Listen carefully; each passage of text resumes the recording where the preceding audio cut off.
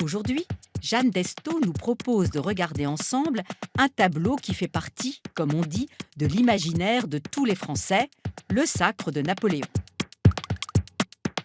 Nous sommes en 1804. Bonaparte a 35 ans. Sa popularité est immense. Les Français ont suivi avec enthousiasme ses victoires successives lors des campagnes d'Italie et ils savent que le drapeau français flotte en Égypte. Voilà déjà 5 ans qu'il préside au destin de la France depuis qu'il a réussi, après un coup d'État, à se faire nommer premier consul. Le peintre Jacques-Louis David est l'un de ses fervents admirateurs. D'ailleurs, il s'est lancé dans un portrait du premier consul, un tableau qui restera inachevé.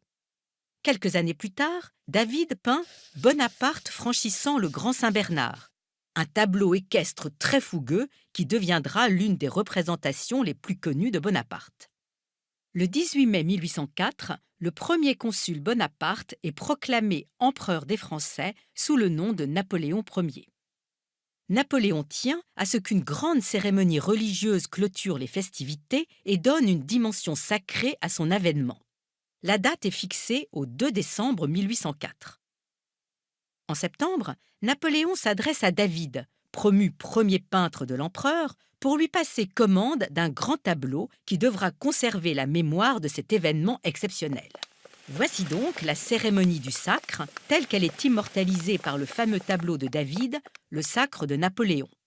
Le tableau est au musée du Louvre à Paris, et bien sûr, comme il se doit pour être à la hauteur d'une telle cérémonie, il est monumental, 9,79 m sur 6,21 m.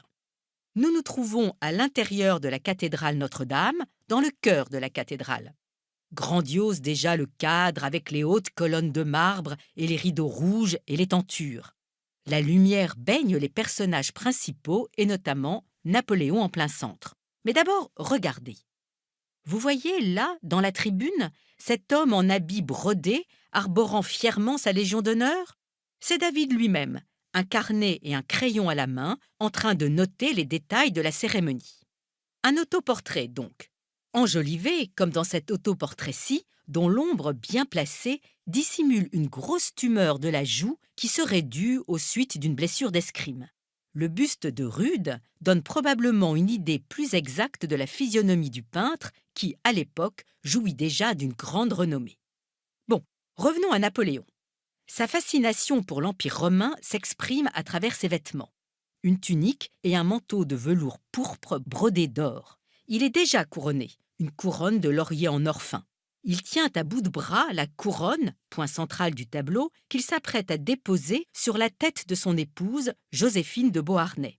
Celle-ci est agenouillée devant lui, les mains jointes, dans une attente respectueuse. Sur sa robe à brocart d'argent, elle porte elle aussi un manteau de velours pourpre brodé d'abeilles en or, et elle a déjà une couronne en or sur la tête. Il paraît que son manteau était si lourd qu'elle manqua de tomber à plusieurs reprises. Troisième personnage, le pape Pie VII. Napoléon tenait absolument à ce qu'il marque de sa présence le côté exceptionnel et divin de la cérémonie, mais on sait qu'au moment où le pape allait déposer la couronne sur la tête de Napoléon, celui-ci la saisit, se tourna vers l'assistance et se couronna lui-même, histoire de montrer son indépendance vis-à-vis de l'Église. Le pape se contente de bénir la cérémonie. Le tableau offre une somptueuse galerie de portraits. Outre les grands dignitaires, les ambassadeurs, les maréchaux, etc., voici les 2 frères et les 3 sœurs de Napoléon, la cousine et la dame d'honneur de Joséphine, et trônant au centre de la loge, Laetitia, la mère de Napoléon. David s'est entouré de sa femme, de ses filles, de ses élèves et amis. Enfin, tous les attributs sont là qui doivent conférer à l'empereur son statut de droit divin, ce sont les regalia. Ceux-ci inscrivent Napoléon dans la lignée de Charlemagne, quelques 800 ans plus tôt, avec l'épée de Charlemagne, la joyeuse, avec sa couronne et son sceptre.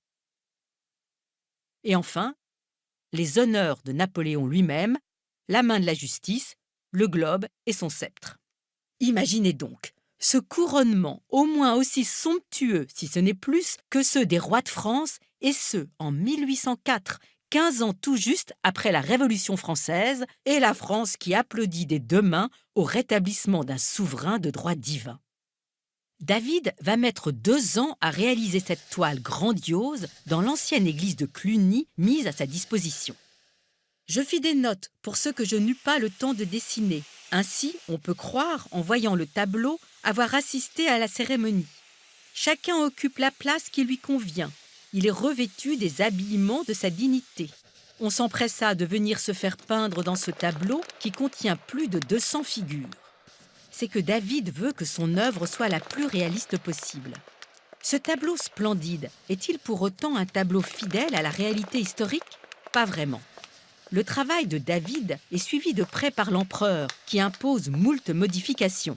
Ainsi, par exemple, David avait-il représenté le pape les mains posées sur les genoux.